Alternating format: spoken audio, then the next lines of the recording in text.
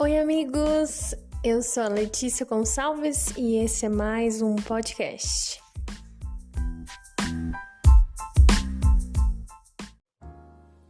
Olá, pessoal! Mais um episódio está no ar e hoje a gente vai falar de uma coisa que eu estava pensando há algum tempo atrás e que a gente fez com os jovens em um estudo. E foi algo que mexeu muito comigo, alguns pensamentos assim, realmente de coisas que eu acredito muito e ao mesmo tempo que eu via para as pessoas, parece que aquilo não era muito importante para as pessoas, mas olhando a palavra de Deus, eu percebi que a gente precisa buscar um pouco mais disso. Você já deve ter visto aí, a gente vai falar sobre a importância do confronto. E isso é muito difícil, principalmente porque quando a gente olha algumas palavras, né? Se eu falar para você 3 palavras aqui: confronto, conflito e discussão. Na hora que você ouve essas 3 palavras, confronto, conflito e discussão, vem uma cena bem trágica na sua cabeça, né? Vem uma cena, às vezes, de um casal brigando, discutindo, 2 amigos brigando, discutindo, uma mãe discutindo com o seu filho, né? Brigas, algo negativo, pejorativo.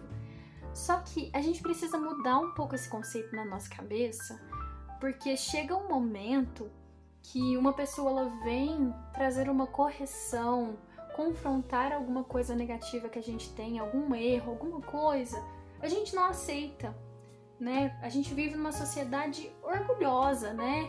E inclusive, quando a gente não começa a pensar sobre isso e começa a realmente confrontar isso, primeiro dentro de nós, começa a confrontar realmente isso dentro de nós, esse pensamento errado, a gente acaba alimentando, e isso é algo que eu tenho pensado muito, que nós construímos e nós alimentamos uma sociedade mimada e quebradiça. A gente já comentou, né, de uma sociedade líquida, relacionamentos líquidos e enfim, mas para e pensa, e eu tinha assistido um documentário que mexeu muito comigo nesse sentido, aquele documentário que chama O Dilema das Redes, né?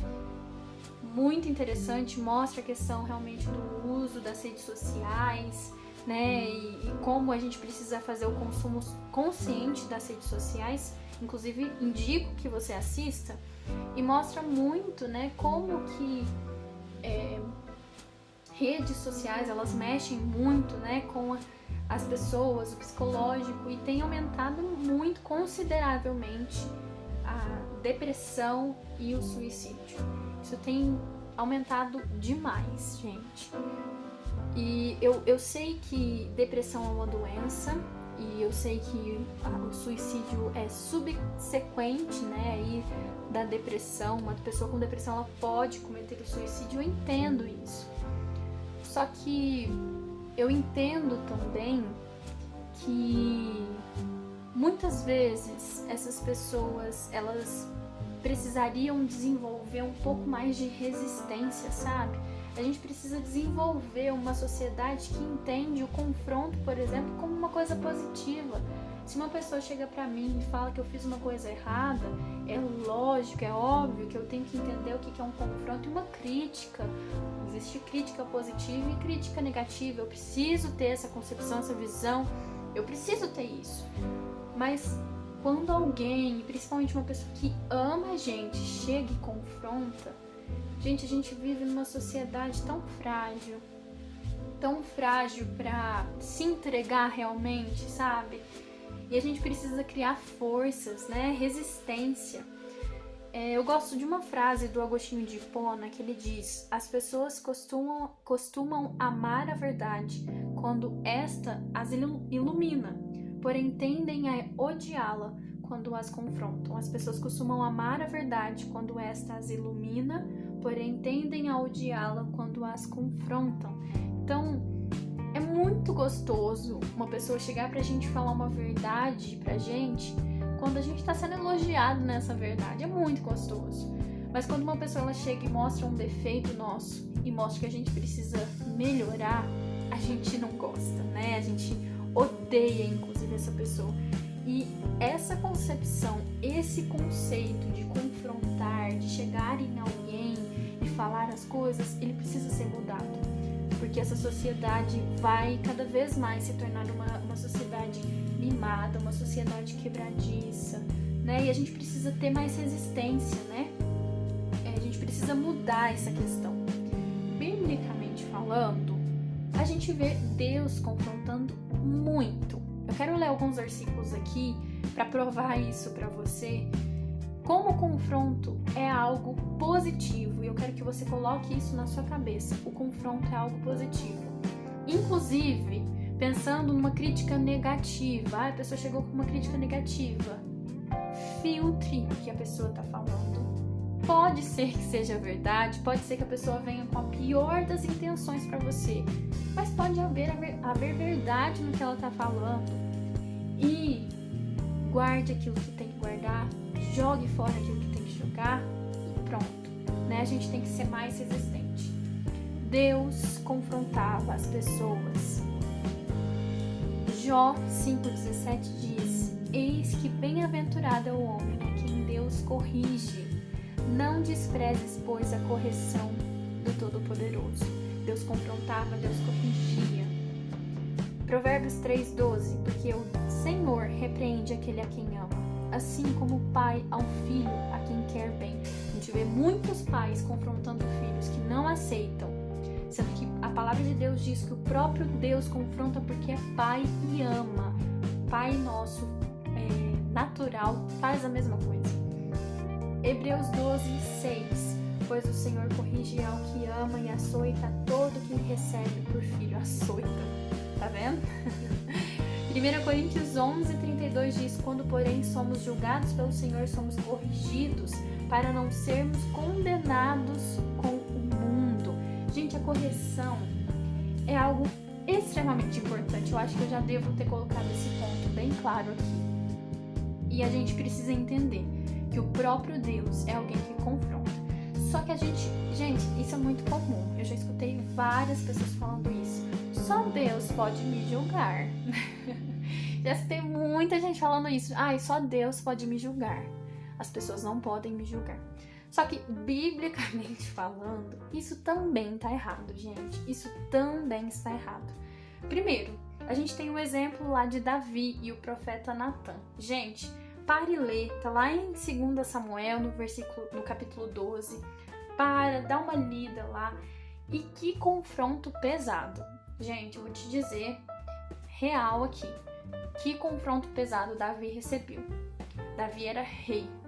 Davi era um homem top, sabe? Davi era um homem com reconhecimento gigantesco. Davi foi chamado homem segundo o coração de Deus. E de repente chega um profetinha e vem confrontar esse homem de Deus. E Davi estava realmente em pecado. Davi, pegou a mulher de outro, mandou matar o marido. Você deve conhecer a história.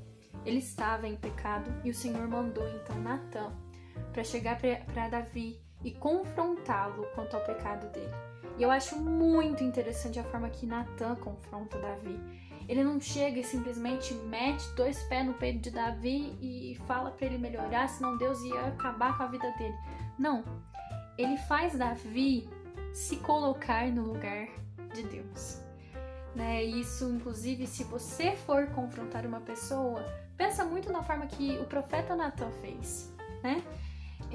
Então ele chega para Davi e conta uma história, de uma ovelha e o vizinho roubou a ovelha dele e toda aquela história, depois você lê e vê direitinho lá. E então Davi fica revoltado com a história, sente toda a injustiça da situação. E então Natan vira para ele e fala: você, esse homem, você fez isso quando você mandou matar aquele homem, quando você pegou a esposa daquele homem, Então, a forma como o profeta Natan faz é algo incrível. E pense muito sobre a forma de confrontar. Esses dias para trás, eu e o Richard, nós fizemos um curso de casados do Jesus Cop, ele comentou sobre isso. e eles falam sobre a técnica do sanduíche, né? Toda vez que a gente vai dar um feedback negativo para uma pessoa, é igual um sanduíche. Tudo que é pão é elogio e a carne seria a parte negativa, o feedback negativo. O sanduíche é pão, carne e pão. Então a gente começa com um elogio, dá o feedback negativo e termina com elogio. Porque a gente precisa mostrar para essa pessoa que ela não é só o ponto negativo, ela tem muitas qualidades, né? Então quando você for confrontar, pense muito na forma correta de confrontar. E ao mesmo tempo, diante desse confronto tão pesado que foi o que Davi recebeu, eu vejo um homem com um coração extremamente ensinável. E a gente precisa aprender muito com Davi. Porque Davi aceitou aquela correção. Ele pede perdão ao Senhor. Ele ora pedindo para que o Senhor não matasse aquela criança, né? Que a mulher estava esperando. Então nós vemos Davi realmente sendo conduzido pela correção, pelo confronto do Senhor para ele, de uma maneira positiva. E é justamente isso que a gente precisa aprender a fazer. A gente vê a mulher samaritana sendo confrontada por Jesus e fala até do marido dela: esse homem que você tá não é seu marido, você está em pecado, né? A gente vê Pedro lá em Gálatas 2, o versículo 11 até 14, Pedro ele é confrontado por Paulo, numa carta aos Gálatas, inclusive, ele chama a atenção de Pedro. Grandes homens de Deus foram confrontados por pessoas. Às vezes a gente podia pensar assim: mas quem é Natã perto de Davi? É um Zé Ninguém. Mas foi um homem usado pelo Senhor para confrontar. Então a gente precisa tirar esse conceito de que a gente é o melhor, de que a gente sabe tudo, de que a gente não precisa receber nenhuma correção. Eu queria falar com você 6 pontos do que a gente aprende com o confronto. O que o confronto produz em nós. A gente já falou como ele realmente é importante, mas eu quero falar do resultado do confronto. Primeiro, a gente comentou sobre Davi, eu acho que isso é o mais fantástico, que o confronto, ele nos faz ter um coração ensinável, né? Ele molda o nosso coração, um coração ensinável, né? E ajuda nós a tratarmos os nossos pecados. É lógico, é difícil, mas ele molda muito o nosso caráter, faz com que o nosso orgulho vá embora, né? Porque a gente precisa engolir aquilo. Então, a gente aprende a mortificar a nossa natureza, né? O nosso orgulho, aprender a ter realmente um coração ensinável. Outra coisa, né, que aprendemos com o confronto, tá lá em Provérbios 1:7, diz o seguinte: o temor do Senhor é o princípio do conhecimento, mas os insensatos desprezam a sabedoria e a disciplina. Outro lugar, Provérbios 15:32 diz: quem recusa a disciplina faz pouco caso de si mesmo, mas quem ouve a repreensão obtém entendimento. Então, a disciplina, o confronto, faz com que nós tenhamos conhecimento, entendimento, cresçamos nisso, né? A gente começa a entender, por exemplo, o que estava acontecendo, mas às vezes a gente está cego pela situação e não tem entendimento da situação, né? Então, ajuda a gente a crescer em conhecimento. Outra coisa, Provérbios 15:5 vai dizer o seguinte: 15:5, o insensato faz pouco caso da disciplina de seu pai, mas quem acolhe a repreensão revela prudência, né? Então demonstra um coração prudente, ou desenvolve também um coração prudente. Outra coisa, Hebreus 12:11 vai dizer: nenhuma disciplina parece ser motivo de alegria no momento, mas sim de tristeza. Mais tarde, porém, produz fruto de justiça e paz para aqueles que por ela foram exercitados. Então, a disciplina, a correção pode produzir em nós fruto de justiça e paz. Isso aqui a palavra de Deus está dizendo. Outra coisa, né? Provérbios 10:17 vai dizer que quem acolhe a disciplina mostra o caminho da vida, mas quem ignora a repreensão desencaminha outros. A disciplina, a correção, ela nos guia pelo caminho que nós precisamos seguir, né? Então, é muito importante, porque ela nos ensina qual a direção tomar. Então, vou recapitular aqui com você esses 5 pontos.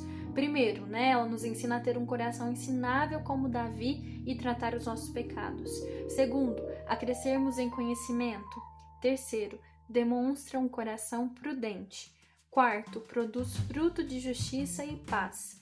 Quinto, guia o caminho que precisamos andar. E por fim, que é o que eu comecei falando, é que desenvolve indivíduos resilientes. Essa palavra é algo muito forte e eu queria compartilhar com você. A palavra resiliência é oriunda do latim resiliens, que significa voltar ao estado normal, principalmente após uma situação crítica que altera o equilíbrio de um sistema, né? Então, a palavra resiliência é enfrentar algo pesado e conseguir voltar à sua essência. Dentro da física, a gente vê, por exemplo, uma bola de futebol, né? Que ela é resiliente ali ao impacto. Ela consegue receber um grande impacto e ainda voltar ao seu estado natural, à sua essência, né?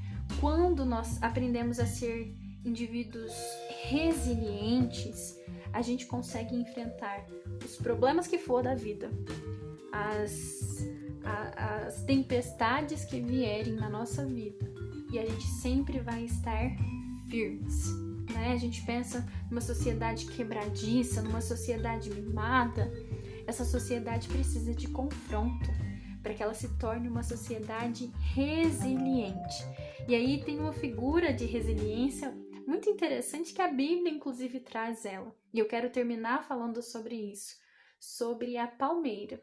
Você sabia que durante uma tempestade, a palmeira, ela se dobra inteirinha, né? Com ventos fortes, ela vai se dobrar. Mas depois da tempestade, ela está de pé, né? E Salmos 92:12 diz: os justos florescerão como a palmeira, crescerão como o cedro do Líbano. Então, florescerão como a palmeira. Isso significa que pode vir a tempestade que for na nossa vida, nós iremos sobreviver. Independente do que aconteça, a gente vai resistir.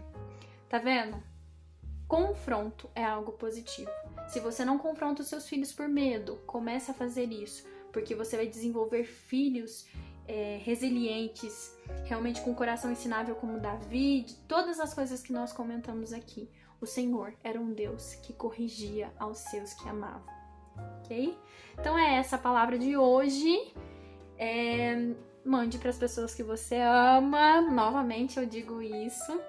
Se você tiver alguma dúvida, me manda lá no Instagram, @LeticiaKSG, e nós nos vemos na próxima terça-feira, no próximo podcast. Tchau!